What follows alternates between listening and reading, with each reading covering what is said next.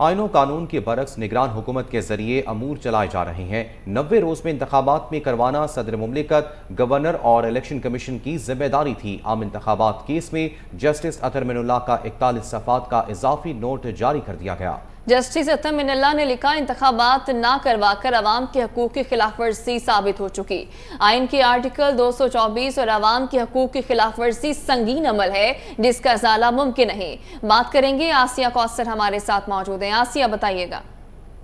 جی بالکل، یہ مقررہ وقت میں انتخابات کے حوالے سے اور 90 روز کے اندر انتخابات کروانے کے حوالے سے جو کیس تھا اس پر اضافی نوٹ جو ہے وہ جسٹس اطہر من اللہ کی جانب سے جاری کیا گیا ہے۔ 41 صفحات پر مشتمل یہ اضافی نوٹ جو ہے وہ جاری کیا گیا اور اس میں لکھا گیا ہے کہ انتخابات نہ کروا کے عوام کے حقوق کی خلاف ورزی ثابت ہو چکی ہے اور 12,56,26,390 رجسٹرڈ ووٹرز کو ان کے حق رائے دہی سے محروم رکھا گیا ہے۔ انتخابات میں تاخیر کو روکنے کے لیے مستقبل میں ٹھوس اقدامات کرنے کی ضرورت ہے۔ یہ بھی کہا گیا ہے اضافی نوٹ میں کہ ہر عوامی عہدہ رکھنے والا آئین کے تحفظ کا حلف اٹھاتا ہے، اور جسٹس اطہر من اللہ نے اضافی نوٹ میں 2 صوبائی اسمبلیوں کی تحلیل سے لے کر انتخابات از خود نوٹس تک کا حوالہ بھی دیا اور اس میں لکھا ہے کہ اس عدالت کا یہ کام نہیں کہ وہ انتخابات کی تاریخ کا تعین کرے۔ 90 روز میں انتخابات کروانا صدر مملکت، گورنر اور الیکشن کمیشن کی ذمہ داری تھی۔ 8 فروری کو ملک بھر میں انتخابات کی تاریخ کا تعین صدر مملکت نے کیا اور تاریخ الیکشن کمیشن نے دی۔ 8 فروری کو تاریخ دینے سے صدر اور الیکشن کمیشن نے خود کو بے نقاب کیا ہے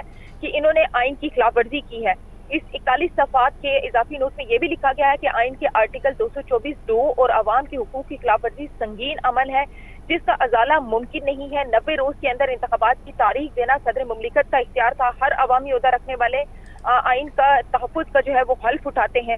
ساتھ ہی ساتھ سیاسی جماعتوں کا بھی حوالہ دیا گیا اور لکھا گیا کہ سیاسی جماعت بنانا، سیاسی جماعت کا رکن ہونا اور انتخابات لڑنا آئینی حق ہے۔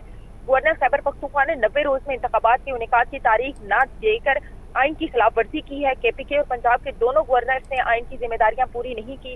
اس معاملے پر نہ الیکشن کمیشن متحرک ہوا اور نہ ہی صدر مملکت نے مؤثر انداز میں اپنی ذمہ داریاں ادا کی ہیں۔ جسٹس اطہر من اللہ نے اپنے اضافی نوٹ میں یہ بھی لکھا ہے کہ صدر، گورنرز اور الیکشن کمیشن اپنی آئینی ذمہ داریاں ادا کرنے میں ناکام رہے۔ لاہور ہائی کورٹ میں اپنے فیصلے پر عمل درآمد کے لیے کارروائی چلا رہی تھی لیکن سپریم کورٹ نے کیس کو خود چلانا شروع کر دیا۔ صدر مملکت نے 2 فروری 2023 کو پنجاب میں انتخابات کی تاریخ دی جس سے لاہور ہائی کورٹ کی کارروائی متاثر ہوئی۔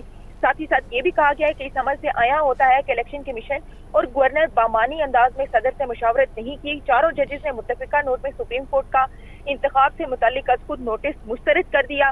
قومی اسمبلی تحلیل ہونے کے بعد صدر مملکت نے تاریخ دینے کے بجائے خط لکھ دیا اور سپریم کورٹ میں عام انتخابات کے انعقاد کے لیے درخواست آئی لیکن سماعت کے لیے مقرر نہیں ہوئی۔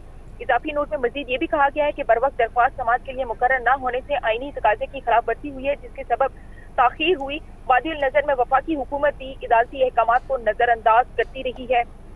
ساتھ ہی ساتھ یہ بھی کہا گیا ہے کہ صدر مملکت، گورنر، الیکشن کمیشن اور وفاقی حکومت نے آئین سے انحراف کیا ہے اور آئینی خلاف ورزی سنگین غداری کے زمرے میں آتی ہے۔ جسٹس اطہر من اللہ نے اپنے اضافی نوٹ میں یہ بھی کہا ہے کہ عوامی اختیار کے غلط استعمال سے زیر حراست افراد پر تشدد، صحافیوں، سیاسی کارکنان پر تشدد، اظہار رائے پر پابندی روایت بن چکی ہے اور ایسے اقدامات سے پورا معاشرہ جو ہے وہ نشانہ بن سکتا ہے۔